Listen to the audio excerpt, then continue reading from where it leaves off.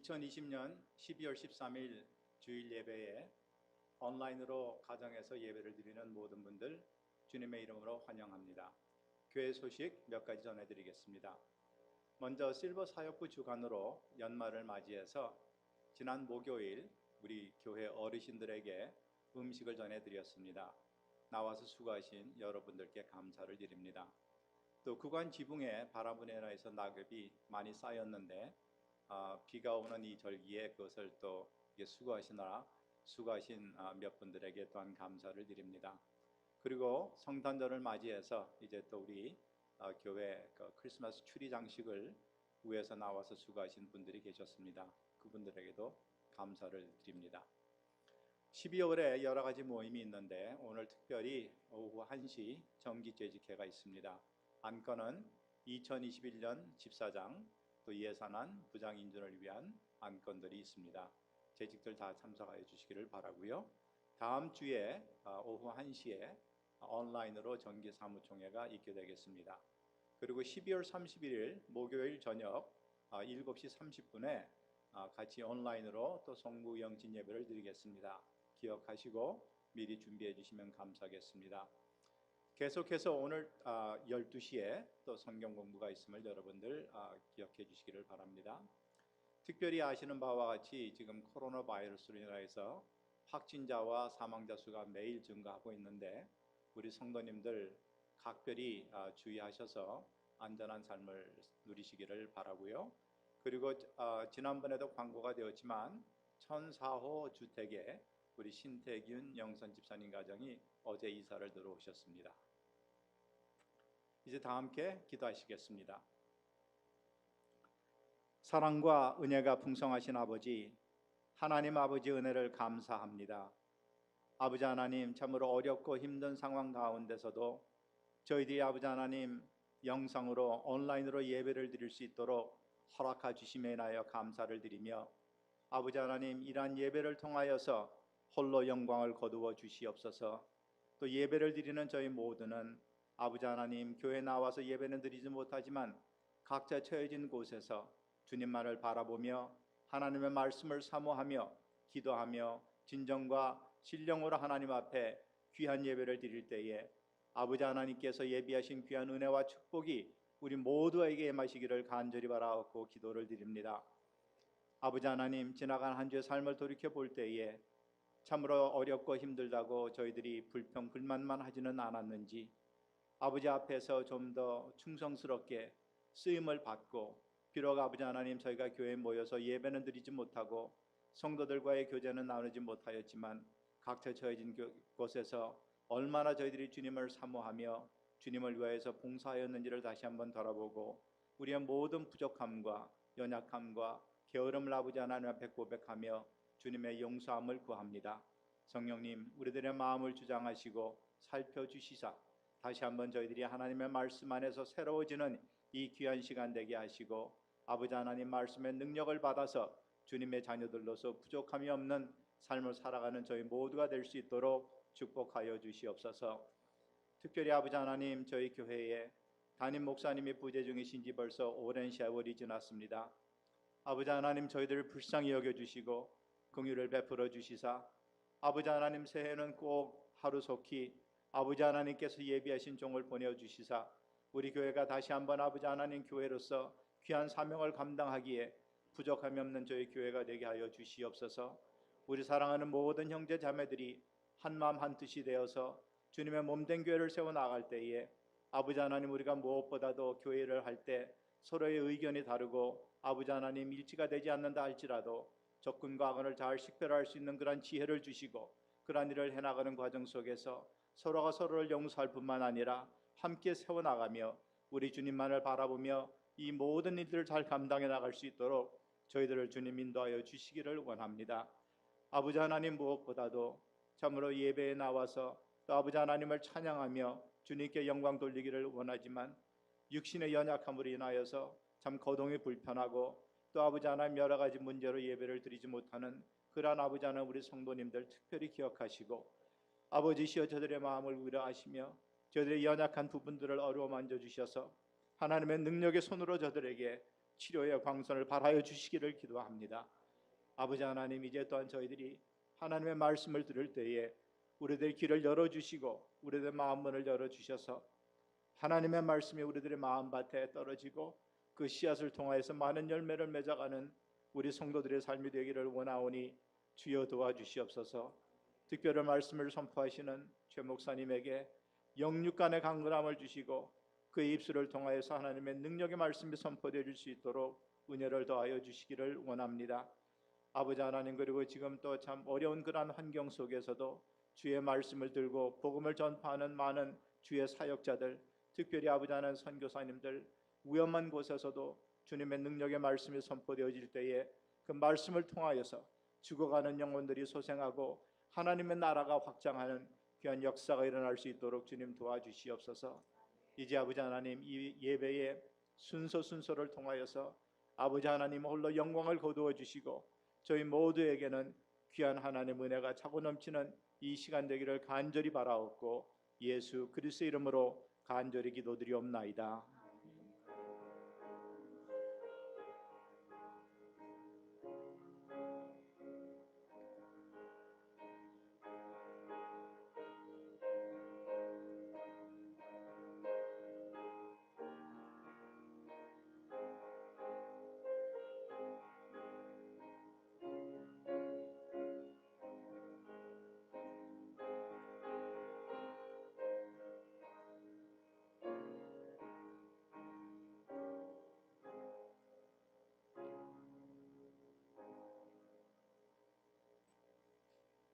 우리 다 함께 찬송가 104장 곧 오소서 임마누엘 찬양하시겠습니다.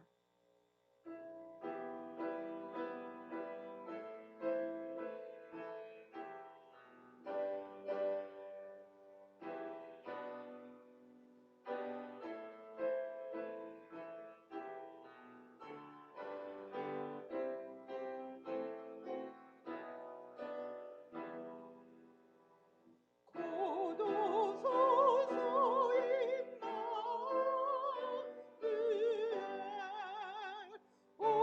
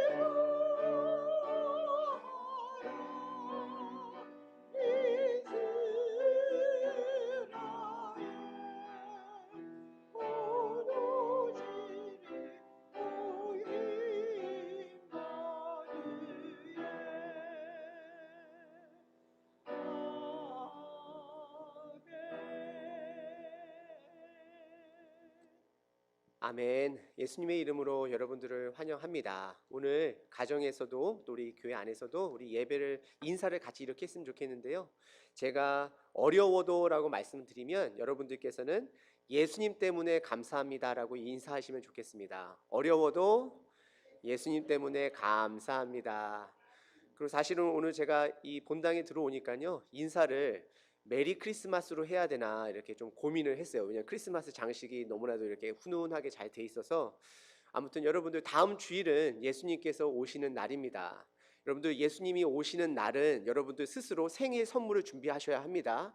여러분들 마음의 선물을 준비하셔서 여러분들 삶으로 하나님께 드리시는 저 여러분 되시기를 바랍니다. 우리 이 시간 잠깐 기도하시고 우리 말씀 보시도록 하겠습니다. 주 하나님, 세상 가운데 참 어려움도 많고 때로는 기쁨도 있지만 하나님, 저희 그 안에 있는 우리 예수님의 동행함을 하나님 붙들기를 원합니다. 주 하나님, 오늘도 산호세 한인 침례교회가 오늘도 말씀 앞에 우리 공동체를 비춰보고 또 개인의 삶을 비춰보므로 때로는 하나님께서 찔림을 주시면 아버지 회개하고 돌아오는 저희들에게 도와주시고, 또 하나님께서 용기를 허락하여 주시면 그 용기를 붙들고 일어설 수 있는 우리 귀한 공동체 될 수 있도록 하나님 붙잡아 주시옵소서. 예수님의 이름으로 기도하옵나이다. 아멘. 우리 시간 다 함께 일어나셔서요, 성경 봉독하시도록 하겠습니다. 우리 성경 봉독은요, 고린도 후서 12장 7절서부터 10절까지 말씀입니다. 7절입니다. 여러 계시를 받은 것이 지극히 크므로 너무 자만하지 않게 하시려고 내 육체의 가시 곧 사탄의 사자를 주셨으니 이는 나를 쳐서 너무 자만하지 않게 하려 하심이라. 이것이 내게서 떠나가게 하기 위하여 내가 3번 주께 간구하였더니 나에게 이르시기를 내 은혜가 내게 족하도다. 이는 내 능력이 약한 데서 온전하여짐이라 하신지라. 그러므로 도리어 크게 기뻐함으로 나의 여러 약한 것들에 대하여 자랑하리니 이는 그리스도의 능력이 내게 머물게 하려 함이라. 그러므로 내가 그리스도를 위하여 약한 것들과 능욕과 궁핍과 박해와 곤고를 기뻐하노니 이는 내가 약한 그때에 강함이라. 아멘. 우리 앉으시겠습니다. 저희들 삶에는 고난이 없으신 분들이 없습니다. 다 누구에는 고난이 있으시고요. 또 우리들 삶에는요, 한때는 다 잘 나아갔던 시절이 다 누군가에게는 다 있습니다. 근데 이제 문제는 저희들이 고난이 있을 때, 때로는 우리들이 예전에 잘 나갔을 때, 성공했을 때 우리들의 생각이 거기에 머물러 있다는 것이 문제입니다. 오늘 사도 바울이 고린도 교회의 편지의 내용을 보고서 내 삶에 고난이 왔을 때, 내 삶에 성공이 왔을 때 우리들이 어떻게 대처해야 되는지를, 고난을 특별히 바라보는 시각이라는 제목으로 오늘 말씀을 함께 나누도록 하겠습니다. 오늘 말씀을 먼저 이해하시기 위해서는 고린도 후서 11장 말씀이 먼저 이해가 되어져야 되는데요. 고린도 후서 11장에 사도 바울이 고린도 교회를 향하여 본인을 자랑하는 글이 나오게 됩니다. 특별히 11장 22절에 보시게 되면 그들이 히브리인이냐 나도 그러하냐 하면서 거짓 교사들이 히브리인이라는 것을 말하면서 율법 교사를 얘기하는 거죠. 나도 히브리인이다 라고 이야기를 하면서 그가 자랑하는 내용이 무엇이냐면요, 나는 그리스도의 일꾼이다 라고 이야기를 합니다. 예수님이 나를 세워주셨고 예수님이 나에게 임무를 주셨고 나는 그것을 행하는 자다라고 이야기를 하면서 그때서부터는 상식에 맞지 않는 자랑을 하기 시작해요. 이스라엘 문화에서 맞는 매 방법대로 내가 매를 맞았다라고 이야기를 하고요, 또 로마의 방식대로 내가 또 매를 맞았고 또 파선이 되었고 죽을 뻔한 고비도 많이 겪었고 옥에도 갇혔고 굶주리고 춥고 이것을 내가 자랑한다라고 이야기를 해요. 이것을 이야기한 것은 그 당시 거짓 교사들이 본인의 가방끈, 본인의 정통성을 계속해서 고린도 교회 사람들에게 자랑한 그 문화를 사도 바울이 지적하기 위해서 이러한 말도 안 되는 부분들을 자랑한 것입니다. 여러분들, 자랑의 반대말은 무엇일까요? 자랑의 반대말은 겸손이기도 하지만 오늘 본문 말씀에 비춰본다 그러면 사도 바울은 자랑하는 거짓 교사들에게 본인의 고난을 자랑함으로 그들을 낯뜨겁게 하는 것입니다. 여러분들, 자랑이 무엇일까요? 자랑은요, 내 마음속 깊이 가지고 있는 값어치를 드러내는 것이에요. 내가 돈을 좋아하면요, 내가 번 돈들을 내가 자랑하기를 원하게 돼요. 내가 운동선수이면, 내가 성악가이거나 내가 음악을 다루게 되면 내가 값어치 있는 것을 자꾸 드러내려고 하는 것, 내가 이룬 것들을 자꾸 드러내려고 하는 것이 바로 자랑입니다. 그러면 여러분들, 자랑은 왜 하는 것일까요? 남들에게 인정을 받고 싶어 하는 것이에요. 내가 값어치를 두고 있는 것을 자랑을 했을 때 남들이 아무도 반응을 안 해주면 속상해요. 왜냐하면 내가 값어치 두는 것을 인정을 안 해주니까. 결국에는요, 자랑이라는 것은 내가 값어치를 두는 것을 드러내는 것이고, 결국에는 내가 그것을 이뤘으므로 내 자신을 영광 올려드리는 것이에요. 하지만 여러분들, 우리들이 진짜로 복음의 메인 사람이면요, 하나님께서 내 삶 속에 부어주신 그 은혜, 복음의 값어치를 둠으로 그것들을 나눌 수밖에 없는, 예수님을 증거하고 예수님을 자랑하는 자들이 되어진다라는 것입니다.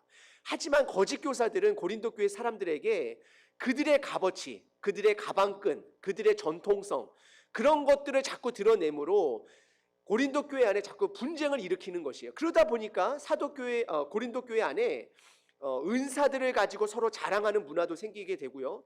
또 사실은 거짓 교사뿐만 아니라요, 고린도 그 도시 자체가 운동이든 어떤 뮤지컬이든 본인들이 가지고 있는 능력들을, 물질이든 그걸 다 자랑하는 도시였어요. 그러다 보니까 세상 문화가 교회 안에 들어와서 어려운 가운데 있는데 사도 바울이 그것을 지적하고 있는 것입니다.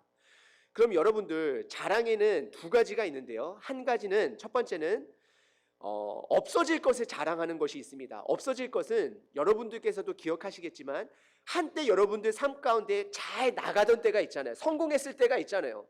우리는 때로는 그것을 설렁탕 국물 울굴거내듯이 계속해서 이야기를 하잖아요. 내가 한때는. 근데 여러분들, 그것은 이미 지나간 것입니다. 그리고 여러분들이 현재의 성공하는 삶을 산다 할지라도, 혹시 팬데믹 가운데 성공하는 당당한 삶을 산다 할지라도 이거 지나갈 것입니다. 이런 것들은 자랑해봤자 결국은 없어질 것들이에요. 하지만 우리가 영원한 것들을 자랑해야 돼요. 영원한 것들은 무엇일까요? 바로 복음밖에는 없습니다. 예수님께서 복음을 통해서 내 삶을 변화시켜 주시고 나와 함께하여 주시고 나를 이루어가는 그 과정을 자랑해야 하는 것입니다. 여러분들, 한때의 자랑이 아니라 영원한 것을 자랑하시는 저 여러분 되시기를 바랍니다.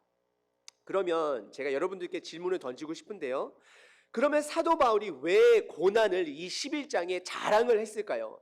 거짓 교사들은 낯뜨겁게 하는 부분도 있지만요, 결국에는 이 자랑한 이유는 무엇이냐면 세상 것들을 자랑하지 말라라는 것이에요. 이 세상 것들 안에는요, 고난도 있고 성공도 있다라는 것이에요. 결국에는 사도 바울은 둘 다 머물지 말라라는 것이에요. 그것들에 집중하지 말라는 것이에요. 살다 보면 세상의 기준으로 성공할 수 있어요, 여러분들. 더 높은 직책에 올라갈 수도 있고 세상의 이름을 알릴 수도 있어요. 하지만 거기에 머물러서는 안 된다라는 것입니다. 그리고 고난이 있다 할지라도 고난에 머물러서는 안 돼요. 고난에 머물게 되면요, 그것은 그냥 고난일 뿐입니다. 하지만 사도 바울은 고난을 자랑한 것은 고난 안에 있는 예수님을 자랑함으로, 본인이 고난을 당할지라도 그 안에 예수님을 붙드는을 자랑함으로 예수님을 자랑하고 있는 것입니다. 여러분들 1절서부터 6절을 보시게 되면 사도 바울이 집중하지 말아야 될 것을 본격적으로 이야기를 합니다.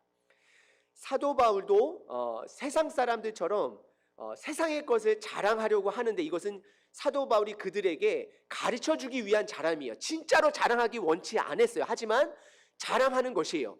하면서 그들에게 가르침을 주는 것입니다. 이것은 어떤 가르침이냐면 복음의 기준을 회복하자라는 것이에요. 세상의 기준으로 자랑하는 것이 아니라 복음의 기준으로 우리가 자랑해야 된다는 것을 가르쳐주기 위해서 본인의 자랑을 하는데요, 1절에 보시게 되면 무익하나마 아무런 이득이 없대요. 무익하나마 아무런 이득이 없지만 부득불 내가 어쩔 수 없이 자랑한다고 이야기를 해요.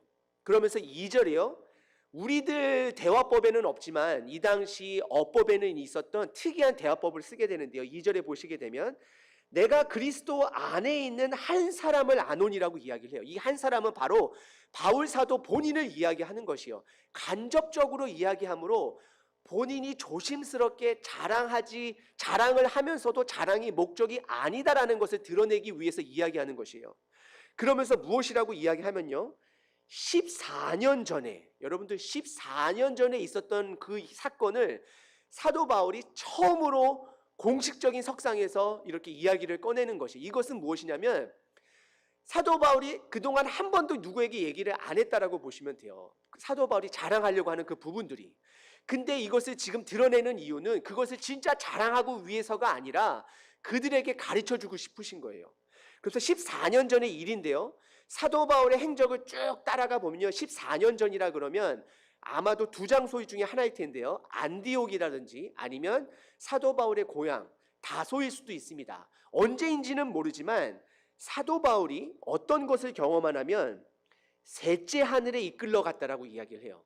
그 당시 유대 문화에는요, 하늘을 바라볼 때에 때로는 3층으로 바라보기도 하고 7부로 바라보기도 하고 9개로 바라보기도 하는데요, 특별히 3개로 바라볼 때는 어떤 의미가 있냐면요, 1층은 우리가 보는 그냥 구름이 있는 하늘이고요, 두 번째 층은 그러니까 별들이 있고 달들이 있는 하늘, 세 번째 하늘은 하나님이 계신 곳이라고 이렇게 생각을 해요. 근데 사도 바울이 진짜로 그런 것을 이렇게 구름을 통과해서 우주를 통과해서 하늘로 갔다라는 것이 아니에요. 왜냐하면 사도 바울이 경험한 것이 본인이 말로 형용할 수 없기 때문에 4절에 보시게 되면 낙원에 이끌려 말로 표현할 수 없는 그렇게 표현할 수 없다고 이렇게 설명을 해요. 그러니까 결국에는 사도 바울도 본인이 형용할 수는 없지만 하나님께서 보여주신 그 하늘 나라가 있었던 것이에요. 그런데 사도 바울도 3절에 보시게 되면 내가 이런 사람을 안다, 그렇게 말을 하면서 그것을 본인을 강조하면서 본인이 그런 경험을 했다라고 이야기를 하는 것입니다. 근데 여러분들, 여기서 저희들이 집중해야 되는 것은 무엇이냐면 사도 바울이 지금 본인이 하나님께서 해주신 경험을 이야기할 것 같았었는데요, 결국에 사도 바울이 무엇을 받고 무엇을 정말 경험했는지 이야기는 결국엔 또 안 해줘요. 여러분들 가끔 주위 분들하고 대화하시다 보면 이렇게 얄밉게 얘기하시는 분들 있죠. 뭐 이렇게 내가 얘기하려고 하다가 아이 됐다. 그럼 우리 듣는 입장에서는 아이 조금 더 말해주지 왜 자꾸 됐다 그러면 아이 꺼내지를 말지. 그런 분들 보시죠. 사도 바울이 지금 약간 그렇게 이야기하는 거예요. 본인이 봤다 이야기하고 너무나 놀라운 걸 경험했다 얘기하면서 실질적으로 그 경험한 걸 이야기를 안 해요. 경험 이야기를 안 하면서요, 6절 끝부분에 보게 되면요, 그 이유를 이렇게 이야기를 해요. 내가 듣는 바에 지나치게 생각할까 두려워하여 그만두노라. 내가 혹시 그것을 자세하게 이야기하면 듣는 너희들로 하여금 그것에 집중하여서 내가 이야기하고자 하는 것을 놓칠까 봐 두려워한다라는 것이에요. 여러분들 오늘 본문 말씀을 통해서 우리가 조금은 정신을 차리고 사도 바울이 이야기하고자 하는 그 초점, 하나님께서 사도 바울을 통하여서 고린도 교회에게 전하고자 하는 그 초점을 여러분들 잃지 않으시기를 바랍니다. 여러분들 제가 이런 이야기 한번 드려볼게요. 제가 사도 바울의 마음을 가지고요, 저도 자랑하려고 하는 마음이 아니에요. 제가 그냥 사도 바울처럼 이렇게 표현을 한번 해볼게요. 오늘 주일날 산호세 한인침례교회에 맨날 목소리를 이렇게 크게 소리를 지르면서 설교하는 사람이 한 사람이 있습니다. 근데 여러분들 그 사람이 한국에서 대학을 나왔는데요, 스카이라는 대학 중에 한 대학을 나왔습니다. 그리고 그 사람의 메이저가 법학을 공부해서 법대였습니다. 여러분들 그렇게 보면 그 사람이 달라 보이시나요? 달라 보이면 안 된다라는 거예요, 여러분들. 근데 여러분들 그 사람이요, 태어나서부터요 대학을 졸업할 때까지 책 한 권도 안 읽었어요. 그 사람은 그 대학을 운동선수 특기생으로 들어갔어요. 운동만 죽으라고 하고 공부 하나도 안 하고 대학을 그냥 운동선수로 하다가 마친 사람이에요. 여러분들 또 그렇게 얘기하면 제가 또 약간 무식해 보이나요? 여러분들 자꾸 사람에게 그 보이는 것에 그것이 뭐 자랑이든 그것이 좀 낮아지는 거든 그런 것에 집중하시면 안 돼요. 하나님께서 오늘도 이 예배 가운데 누군가를 통해서 선포되어지는 그 복음의 말씀에 여러분들께 자꾸 집중하시는 연습을 하셔야 된다는 것이에요. 사도 바울이 이야기하는 것은요, 지금 너희 교회 가운데 그 자랑에 집중하지 말아라, 고난에 집중하지 말아라, 내가 자랑하고 싶은 것은 오로지 복음이다라고 사도 바울이 계속해서 이야기하고 있는 것입니다. 여러분들 말씀을 제가 여러분들에게 현실적으로 조금 더 적용하기 위해서 이렇게 말씀드리겠습니다. 우리 산호세 한인침례교회에 지금 고난이 있잖아요, 그죠? 저희들이 말은 안 해도 지금 우리들이 지금 같이 기도하고 빨리 오셔야 되고 하나님의 때에 하나님 방법으로 보내주시고 우리 담임 목사님 기도하고 있잖아요. 그런데 여러분들 오늘 본문 말씀을 통해서 봤을 때 우리들이 기도해야 돼요. 기도하셔야 돼요. 여러분들 담임 목사님 필요합니다. 때로는 여러분들 이런 생각 가지셔도 안 돼요. 근데 담임 목사님 필요 없지 않을까? 이런 생각도 여러분들 교만한 생각이에요. 여러분들 모두가 다 필요한 사람들이고 우리가 같이 기도를 해야 돼요. 그런 가운데요, 우리가 담임 목사님이 없지라는 그 생각에 머물러 있으면 안 돼요. 이 과정을 통해서 자꾸 말씀을 붙드셔야 되고 하나님께서 하시고자 하는 것에 집중하셔야지. 여러분들 개인 삶에도 마찬가지예요. 여러분들 개인 삶에 고난이 있으신가요? 그 고난에 집중하시면 안 돼요. 그 고난에 집중하시면 오늘 사도 바울이 그 고난에 집중하지 말라라고 자꾸 이야기하는 것이고 하나님께서 여러분들에게 이야기하는 것입니다. 그럼 여러분들 두 번째를 한번 살펴볼 텐데요. 두 번째는요, 고난을 축복으로 인지하셔야 합니다. 근데 고난을 축복으로 인지하기 위해서는 그 고난 안에 하나님을, 예수님을, 성령님을 발견하시면 그것이 축복으로 변합니다. 다시 한번 말씀드립니다. 공동체 가운데, 여러분들 가정 가운데, 여러분들 개인 삶 가운데 그 고난 안에 있는 복음을 발견하게 되면, 하나님의 뜻을 발견하게 되면 그것은 축복으로 변하게 됩니다. 그런데요, 그것을 발견하지 못하면 그것은 그냥 고난으로 남습니다. 지금 저희들이 처한 이 고난을 그냥 바라보고 하나님의 뜻을 발견하지 못하면 그것은 그냥 고난으로 남습니다. 어쩔 수 없이 우리 삶에 고난이 많은데요, 여러분들 그냥 그 고난을 고난으로 남길 원하시나요? 그러길 원치 않잖아요. 그 고난 안에 있는 하나님의 뜻을 발견함으로 그 고난이 여러분들 축복으로 변하시는 저 여러분 되시기를 바랍니다. 그래서 사도 바울이 본인이 겪고 있는 그 고난이 있는데 그 고난을 가시라고 표현을 해요. 근데 그 가시가 본인에게 유익이 된다 이야기하고 그 유익이 결국엔 축복이다라고 이야기를 하고 있습니다. 7절서부터 10절 말씀인데요, 일단 여러분들 7절에 보시게 되면 여러 계시를 받은 것이 지극히 크므로 너무 자만하지 않게 하시려고 하나님께서 사도 바울에게 특별하게 부어주신 은혜가 있어요. 왜냐하면 하나님께서는 사도 바울을 선택하셨을 때 쓰기로 작정하셨어요. 이방인들을 향하여 복음을 선포하기로 쓰기로 작정하셨기 때문에 하나님께서는 특별하게 사도 바울에게 보여주신 은혜가 너무나도 많을 것이에요. 사도 바울이 오늘 낙원, 하늘나라를 경험했다는 것만 얘기하지만 그것 말고도 수없이 많았을 거예요. 하지만 사도 바울은 그것을 이야기하지 않아요. 왜냐하면 우리들은 그것이 궁금하니까. 근데 여러분들 그게 중요한 게 아니라니까요, 여러분들. 그러면서요, 엄청난 계시가 있는데 그 이유가 뭐라고요? 사도 바울이 깨달은 거예요.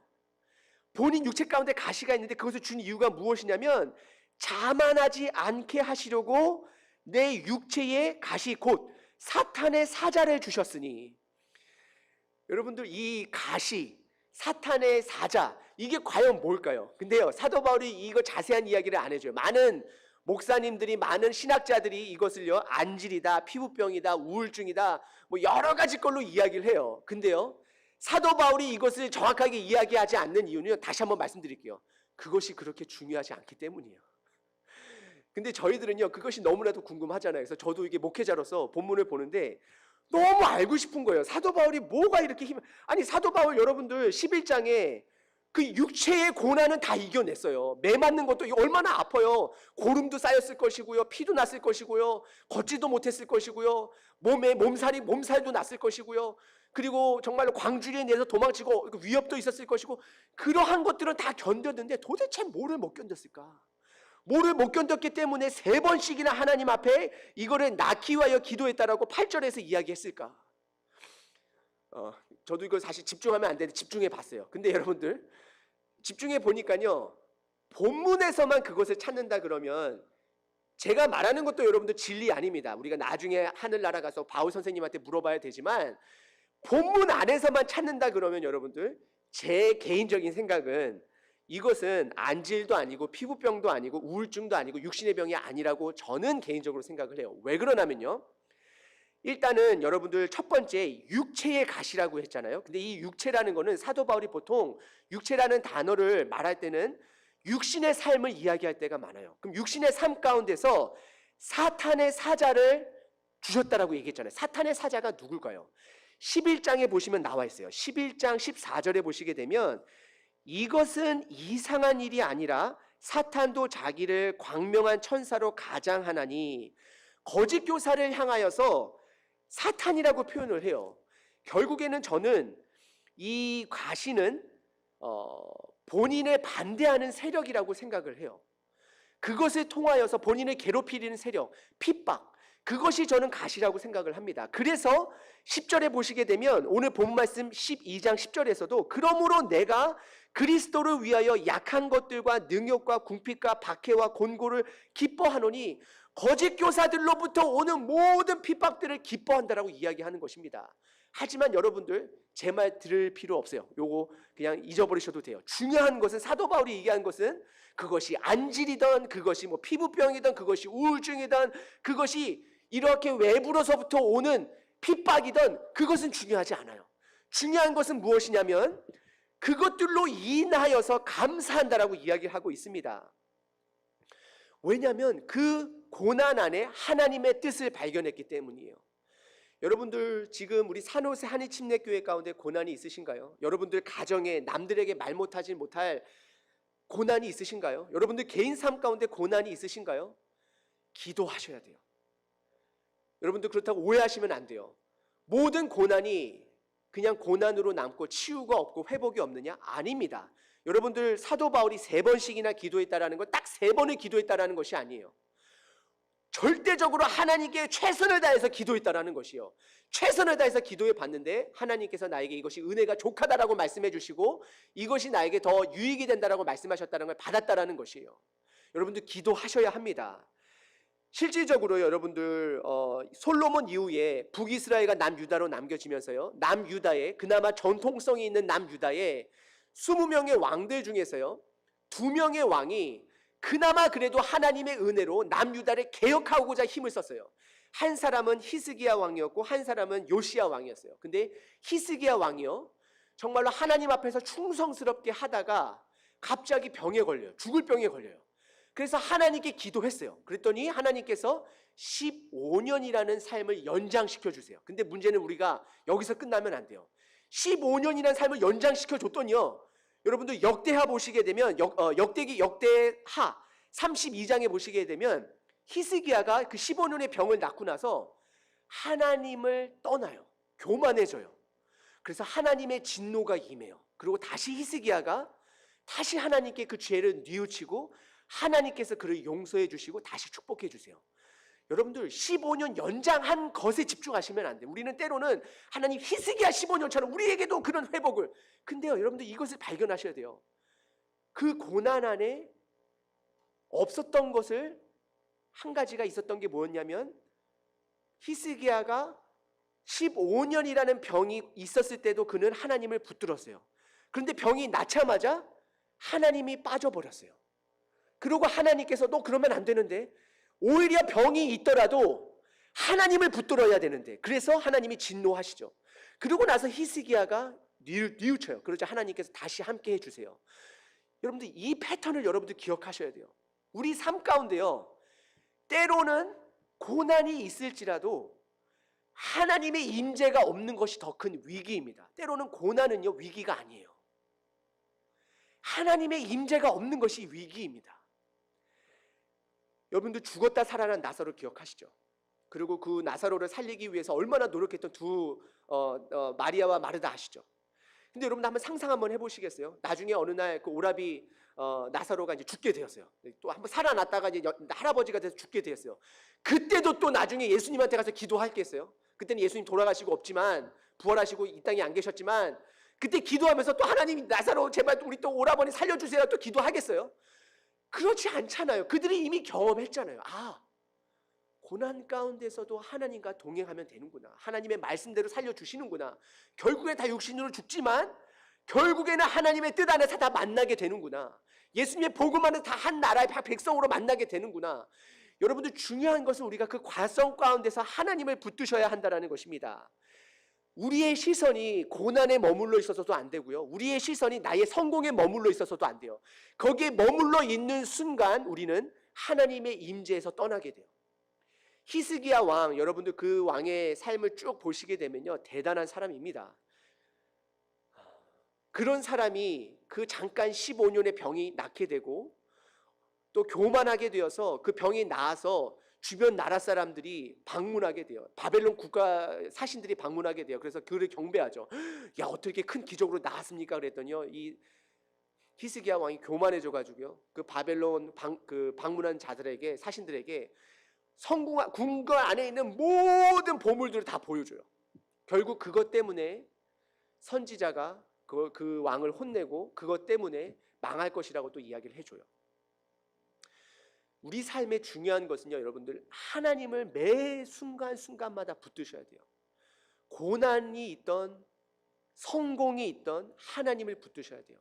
하지만 오늘 고린도 교회 안에는 사도 바울이 본인의 고난을 이야기를 하면서 고난에 머물러 있지 말아야 된다고 이야기하지만, 거짓 교사들처럼 그들의 자랑을 이야기하지만 그것에 또 머물러 있지 말아야 된다라고 이야기를 하는 것입니다. 그래서 여러분들, 세 번째는요, 진정한 위기는 예배의 죽어감입니다. 여러분들, 예배의 심폐소생술을 여러분들 살리셔야 돼요. 예배를 살리셔야 됩니다. 여러분들, 예배가 무엇일까요? 예배는 하나님을 찾는 행위입니다. 내 삶에서 방향을 찾는 것이 예배입니다. 구약 성경에 야곱도 그랬고요, 아브라함도 그랬고요, 하나님께서 무언가 이루어 주셨을 때에 또 여호수아도 그랬고요, 그 강을 건넜을 때에 하나님을 기억하기 위해서 돌을 주워다가 쌓잖아요. 그 자체가 중요한 것이 아니라 하나님을 기억하기 위해서 그것이 예배의 대안을 쌓는 거잖아요. 저희들이 주일이 되든 토요일이 되든 그래도 모든 기독교는 주일날 예배에 모이잖아요. 쉬는 날이니까. 이 날에 와서 하나님을 기억하고 말씀 앞에 내 삶, 우리 산호산의 침례교회 공동체의 말씀을, 삶을 돌이켜보고 비춰보고 살아가는 이 자리를 기억하는 것, 개인 삶 속에서 내가 아침에 일어나자마자 기도하는 그 순간, 말씀을 피는 순간, 그 예배를 여러분들 회복하셔야 된다는 것입니다. 제가 어렸을 때요, 아버지랑 저랑 가는 곳이 있었는데요, 놀이동산이 있었는데요, 저희 집 앞에 여러분들 뭐 좋은 놀이동산은 아니었어요. 되게 그냥 작은 놀이동산이었는데, 그 놀이동산에서 제가 너무나도 재밌어 하는 것이 하나 있었는데요, 그게 무엇이냐면 미로였어요. 미로. 이렇게 미로에 탁 들어가게 되면요, 중간중간에 탑이 있어요. 그래서 올라가서 내가 어디 있는지를 볼 수 있고 지도를 그려서 나올 수 있는 거예요. 그래서 아버지가 맨날 저를 기다려주면서 제가 처음에 들어갔을 때는 지금도 기억이 나요. 제 생각에서는 1시간 걸린 것 같은데 아버지께서는 한 30분 걸렸다 하시더라고요. 그래서 그 시간을 단축하기 위해서 노력을 많이 했어요. 근데 어떻게 하냐면요, 잊어버린 것 같으면 그 중간 탑을 찾아가서 그 탑 위로 올라가면 돼요. 그리고 내가 어디 있는지 확인해보고 다시 내려가서 살아가면 돼요. 여러분들, 이게 예배인 것 같아요. 우리가 살다 보면요, 때로는 우리가 앞만 보고 막 살다 보면, 때로는 우리가 먹고 살기 위해서 살다 보면 때로는 그 삶의 방향을 잃어버려요. 그래서 하나님께서 날마다, 때로는 주일마다 예배의 자리를 지키라는 것이에요. 그래서 우리가 그 탑 위에 올라가는 거예요. 아, 내가 지금 여기에 있구나. 아, 내가 잘못 와 있구나. 그러고 나서 다시 또 내려가서 그 위치에 있는 것을 기억을 하고 살아내는 거예요. 또 열심히 살아가다 보면 히스기야 왕처럼 또 삶을 잃을 때가 있어요. 그러면 또 다시 올라가면 돼요. 여러분들, 실수하고 안 하고 완벽한 삶이 중요한 것이 아니라 내 삶에 실수할 때라도 다시 하나님을 붙드시면 된다는 것입니다. 여러분들 삶 가운데에 헤매이시고 어려울 때 예배를 여러분들 회복하셔야 됩니다. 그 어려움보다도요, 예배가 없는 것이 더 큰 위기라는 것을 여러분들 기억하시기를 바랍니다. 그래서 여러분들 9절에 뭐라고 말씀하냐면, 나에게 이르시기를 내 은혜가 내게 족하도다. 이는 내 능력이 약한 데서 온전하여짐이라 하신지라. 그러므로 도리어 크게 기뻐함으로 나의 여러 약한 것들에 대하여 자랑하리니 이는 그리스도의 능력이 내게 머물게 하려 함이라. 그리스도의 능력이 내게 머물게 하려 하기 때문에 고난 가운데서도 자랑할 수 있는 것이고, 그것을 감사하게 생각할 수 있고 기뻐할 수 있다는 것이에요. 그리스도의 능력이 내게 머물다라는 것은 우리가 예배를 통해서 우리가 찾아낼 수 있는 것입니다. 여러분들, 실질적으로 그 말씀드리겠는데, 예배는요, 가장 중요한 것은 찬양도 있어야 되고 기도도 있어야 되지만요, 가장 중요한 것은요, 말씀이 있어야 됩니다.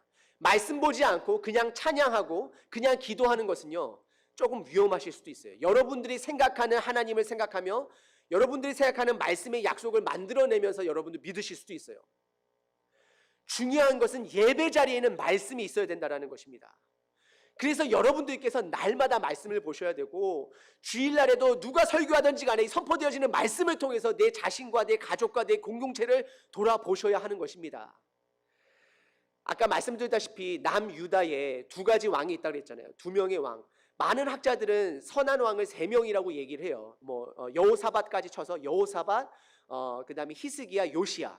근데 사실 저는 또 자세하게 보게 되면요, 요시야랑 히스기야 왕만이 어떻게 보면은 선한 왕이라고도 볼 수 있어요. 왜냐하면 이 두 왕한테는요, 다른 왕한테 붙여지지 않는 호칭이 두 가지가 붙는데요. 다윗이 행했던 대로 행했다라고 이야기를 하고요, 하나님 아버지 눈에 보시기에 정직했다라는 표현을 성경에서 붙여줘요. 근데 이 두 왕 중에서 요시야 왕이요, 개혁을 시작하는데요, 8살 때 왕이 돼요. 어린 나이에 왕이 되죠. 8살 때 왕이 되고요. 그리고 시간이 지나고 나서 16살 때서부터 개혁을 이제 막 시작하기 시작해요. 그러고 나서 26살 때 성전 청소를 시작하게 돼요. 근데요, 26살 전에요, 이 사람이 한 개혁을 보게 되면요, 엄청난 조금은 폭력성을 가진 개혁이었어요. 모든 우상 숭배자들을 다 잡아다가요, 뼈까지 다 으스러가지고 뿌릴 정도로 엄청나게 적극적으로 이렇게 개혁을 했어요. 그럼에도 불구하고 선지자가요, 남유다에 아직도 우상 숭배하는 사람이 있다라고 지적을 해요. 그게 훗다라는 선지자인데요. 그런데 26살 때에 성전 청소하다가 하나님의 말씀 카피본을, 율법을 발견하게 돼요.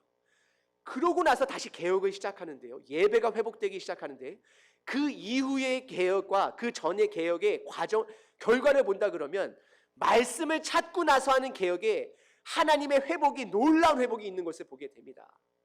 여러분들, 저희들 말씀 삶 가운데요, 여러분들이 아무리 예전에 한때에 여러분들 말씀 암송 많이 하셨고 성경 말씀을 묵상하셨고 몇 번 완독하셨고, 그게 중요한 것이 아니에요.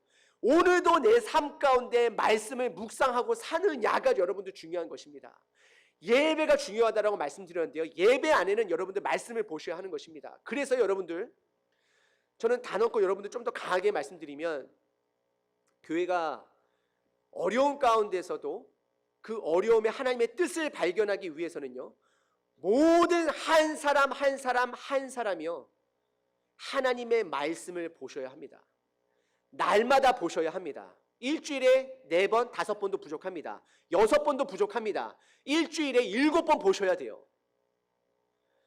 내 삶에 그것을 여러분들 목적적으로 보셔야 돼요. 때로는 여러분들, 하나님께서 고난을 왜 주시는지 아나요? 하나님을 적극적으로 찾기 위해서 우리에게 고난을 주실 때가 있어요. 저도 기억이 납니다. 지금 저희 아버지가 이제 천국에 계시는데요, 제가 미국에서 유학 생활을 했을 때 그때 아버지께서 이제 암이 걸리셨다는 얘기를 제가 전화를 통해, 어머님을 통해 들었어요. 그때 제가 한 행동이 뭔지 아시나요? 전화 끊자마자 교회로 달려갔어요. 교회로 달려가서 하나님께 무릎 꿇고 기도했어요. 하나님. 근데 제 평상시 삶에 고난이 오기 전까지는 그런 모습은 없었어요. 근데 하나님께서 저희들에게 원하는 것은요, 고난이 있던 없던 우리들이 날마다 하나님을 붙들고 동행하기를 원하신다라는 것입니다. 오늘 사도 바울이 이 고린도 교회에게 선포하는 것은, 너희들 삶에 고난이 있던, 자랑거리가 있던, 그것은 다 시선이 머물 곳이 아니다라고 이야기를 해요. 사도 바울이 고난을 자랑한 것은 그 안에 하나님의 뜻을 발견하고 하나님과 동행하는 것을 어쩔 수 없이 자랑한 것입니다. 여러분들, 오늘 본문 말씀을 다시 한번 정리해 보면요, 공동체 가운데, 우리 가정 가운데, 내 삶 가운데 고난이 있을 때에 첫 번째는 복음의 기준으로 여러분들 자랑할 것을 찾으셔야 합니다. 세상의 기준이 아니라 복음의 기준으로 자랑할 것을 찾으셔야 돼요. 그러면 결국에는 결론은 어떻게 되냐면요, 하나님을 높이게 되고 예수님을 높이게 되고 예수님을 자랑하게 되는 것입니다. 두 번째는요, 고난을 축복으로 바라보실 수 있어야 되는데, 그러기 위해서는 고난 안에 있는 하나님의 뜻을 발견하셔야 돼요. 그리고 세 번째는요, 예배의 심폐소생술입니다. 여러분들 삶 가운데에 누군가는 말씀 보겠지, 누군가는 하겠지, 그러다가 남유다가 여러분들 하나님 없이 암흑기를 거친 것이에요. 그러다가 요시야 왕같이 말씀 없이 16년 동안 개혁하려고 노력해봤지만 그러한 삶 가운데 하나님께서 16년 동안 바라봐 주시고 나중에 말씀을 찾게끔 허락해 주시잖아요. 여러분들 말씀이 정말로 중요합니다. 저는 단언컨대 이렇게 말씀드릴 수 있습니다. 이 성경 말씀이 없으면요, 교회는 존재하지 않습니다. 우리들의 믿음은 존재하지 않습니다.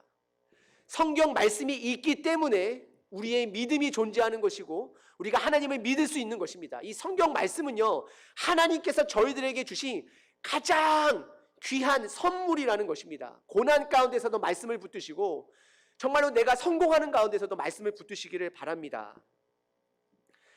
여러분들 오늘 말씀 이 예배 이후에요, 고난 가운데 감사한 것 하나씩은 꼭 나누시기를 바랍니다. 다른 거 안 나누셔도 돼요. 고난 가운데 하나님 때문에 감사한 것 나누셔야 돼요. 모든 성도님들이 주변 사람들하고 한 사람하고만 나누신다 그러면 하나님께서 더 큰 은혜로 여러분들에게 부어주실 줄 믿습니다. 우리 이 시간 오늘 본문 말씀 이 세 가지를 붙들고 우리 같이 한번 기도했으면 좋겠는데요. 특별히 우리 담임 목사님 청빙까지 놓고 우리 같이 네 가지를 놓고 기도했으면 좋겠습니다. 여러분들 우리 하나님께 붙드는 마음으로 정말 간절히 우리 같이 한번 기도하시겠습니다. 일단 첫 번째는요, 복음의 기준이 회복되어지기를 원합니다. 복음으로 자랑하기를 원합니다. 저는 여러분들 청년 사역자로서요, 때로는 마음 아플 때가 많아요. 언제냐면요, 교회 안에서 자녀들이 좋은 대학 간 거 자랑할 때, 대놓고 자랑하지는 않지만 때로는 그 아이가 믿음이 좋아서 이런 좋은 대학 갔다라고, 그런 말 들을 때마다 너무 마음이 아파요. 그러면 좋은 대학 못 간 친구들은 다 믿음이 안 좋은 친구들인가요? 우리가 어느 때서부턴가 세상의 성공에 하나님의 축복이 있다라고 자꾸 여겨질 때가 있어요. 어느 때서부턴가 이 강단에서 선포되어지는 말씀 가운데 하나님의 축복이 항상 성공되어지는 무슨 예화로 가득 찰 때가 너무나도 많아요. 분명히 하나님께서는 아브라함에게 그런 성공도 약속하셨어요. 하지만 그 성공이 중요한 것이 아니잖아요. 하나님과 동행하는 것이 중요한 것이잖아요. 여러분들, 우리가 복음 안에서 자랑할 수 있는 그 기준을 회복하시기를 바랍니다. 하나님, 저희들에게 예수님을 보내주셔서 복음의 기준을 주셨는데 아직도 세상의 기준에 따라 세상 것들을 자랑하고 세상의 고난 가운데서 낭망하고 있습니다. 하나님의 은혜로 세상에서 높아질 때 하나님을 붙들므로, 하나님을 높여드림으로, 하나님께서 해주셨음을 인정함으로 겸손할 수 있도록 하나님 도와주시옵소서. 하나님, 고난 가운데 있습니까? 낭망하지 않게 도와주시옵소서. 고난 가운데 하나님의 뜻을 발견하는 우리 산호세 한인 침례교회, 우리 가정들 한 사람 한 사람 될 수 있도록 하나님 붙잡아 주시옵소서. 하나님 아버지, 우리 산호세 한인 침례교회 우리 고난 가운데 있습니다. 지금 이 고난을 위해서 기도합니다.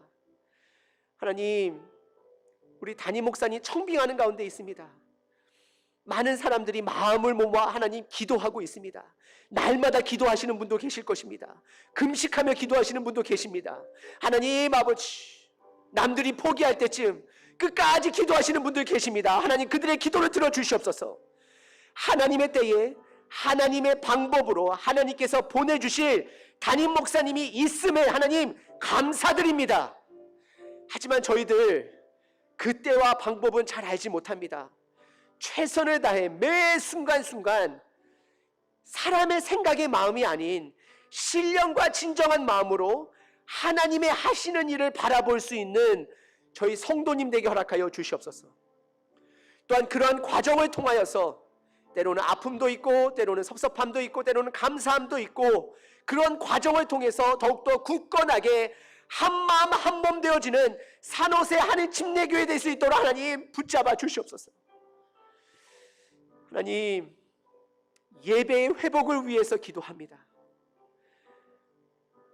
아버지, 우리 성도님들 한 사람 한 사람 말씀 보기를 결단하는 우리 성도님 한 성도님 되기를 하나님 이 시간 결단합니다.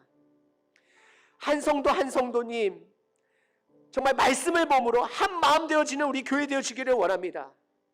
그리하여서 하나님, 고난에 집중하는 것이 아니라 지금 어려움에 집중하는 것이 아니라 이런 과정 가운데 감사함으로 더욱더 준비되는 우리 산호세 한인 침례교회, 준비되어지는 교회 되게 허락하여 주시옵소서. 정말 공동체 주일 예배를 위해서 기도합니다. 아버지, 이 강단에서 하나님 선포되어지는 그 말씀을 통하여서 하나님 예배가 회복되어지게 허락하여 주시옵소서. 아버지, 이 말씀을 통하여서 하나님의 뜻을 찾는 시간 되게 허락하여 주시옵소서. 개인에게 주시는 말씀이 아닌 우리 가정에게 주시는 말씀, 우리 산호세 한인 침례교회 공동체에게 주시는 그 하나님의 말씀의 뜻을 찾아가고 기억하고 말마다 그 말씀을 씹으며 곱씹는 하나님의 뜻을 찾아가는 우리 한 사람 한 사람 될 수 있도록 허락하여 주시옵소서. 하나님, 때를 어떤지 못 어떤지 하나님 말씀에 집중하는 저희 되게 허락하여 주시옵소서. 하나님 아버지, 다시 한번 기도합니다. 하나님, 우리 산호세 한인 침례교회 하나님께서 준비해 주시는 담임 목사님, 하루속히 하나님 저희들에게 빨리 찾아주실 수 있도록, 보내주실 수 있도록 하나님 허락하여 주시옵소서. 그리하여 하나님 정말 복음으로 내부를 다지고 복음으로 세상을 향해 한 걸음 한 걸음 나아가는 우리 교회 될 수 있도록 하나님, 우리 산호세 한인 침례교회의 필요를 하나님께서 일용할 양식을 구하라 하셨사오니 하나님, 저희들 담임 목사님 필요합니다. 하나님 찾을 수 있도록 도와주시고 보내주시옵소서. 하지만 모든 것이 하나님의 때 하나님의 방법으로 하나님께서 이루어 주시옵소서. 하나님, 이 시간 마지막으로 우리 교회 성도님들 가운데 아프신 분들의 이름을 하나하나 올려드립니다. 아버지, 이름이 올라갈 때마다 하나님, 우리 그 성도님 한 사람 한 사람 삶 가운데에 이 시간 예배를 못 드리신다 할지라도, 너무나도 마음이 아파서 너무나도 힘드셔서 예배를 못 드신다 할지라도 성령이 하나님 그분들을 찾아가 주셔서 그들의 마음을 만져주시고 성령의 충만함으로 하나님 소망의 생각들로 가득 차게 하나님 도와주시옵소서. 하나님 아버지, 이 시간 우리 강추자 지사님을 올려드립니다. 우리 권호돈 지사님을 올려드립니다. 김은자 지사님을 올려드립니다. 김복희 지사님을 올려드립니다. 윤지웅 지사님을 올려드립니다. 우리 이상희 전도사님을 올려드립니다. 이종혜 지사님을 올려드립니다. 전삼순 지사님을 올려드립니다. 정규래 지사님을 올려드립니다. 정부순 지사님을 올려드립니다. 조경숙 지사님을 올려드립니다. 최명규 지사님을 올려드립니다. 황양숙 지사님을 올려드립니다. 그 밖에 또한 저희들이 이름은 부르지 않지만 우리 공동체 가운데 아버지, 마음에 또한 육체적으로 아프신 분들 하나님 이 시간 올려드리오니 하나님, 이분들 마음속에 복음의 소망이 날마다 눈을 뜨는 그 아침마다 충만케 하여 주시옵소서. 하나님, 치유하여 주시옵시고 회복시켜 주시고, 특별히 또 병간호를 하시는 가족분들에게도 하나님의 힘과 위로가 가득 넘치기를 이 시간 기도합니다. 예수님의 이름으로 기도하옵나이다. 아멘.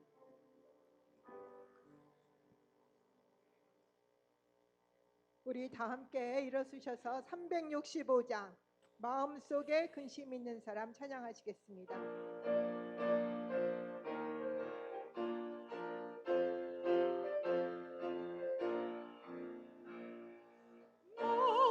마음속에 근심 있는 사람 주 예수 앞에 아뢰어라. 슬픈 마음 있을 때라도 주 예수께 아뢰라. 주 예수 앞에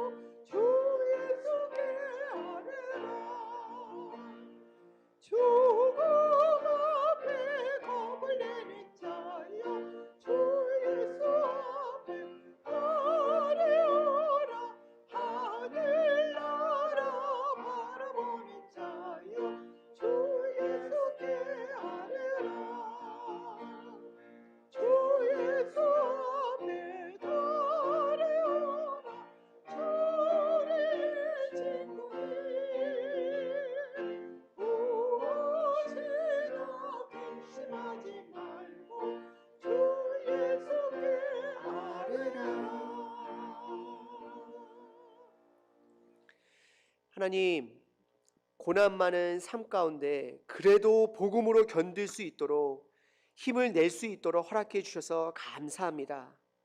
오늘도 저희와 함께 동행해 주시는 하나님, 힘을 주시는 하나님, 그 마음에 감사하여서 하나님, 저희도 오늘 삶으로 예물로 가지고 나왔습니다. 저희들의 이 삶을 예물을 기쁘게 받아 주시옵소서.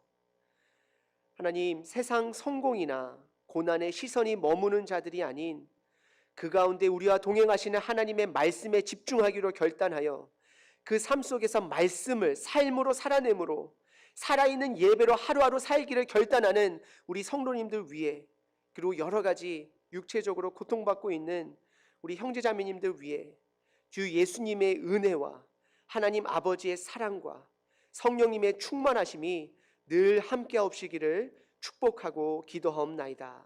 아멘. 하나님 아버지, 우리 산에서는 집례를 하나님의 방법으로 보내주신 다른 것을 하루 종일 빨리 찾을 수 있도록 도와주시옵소서. 또한 그것에 집중하는 자들이 아니라 하나님 예배로 회복하고 예배를 붙들고 아버지 하나님의 뜻을, 고난에 있는 하나님의 뜻을 발견하는 아버지 산호산의 집례가 될 수 있도록 붙잡아 주시옵소서. 예수님 이름으로 기도합니다. 아멘.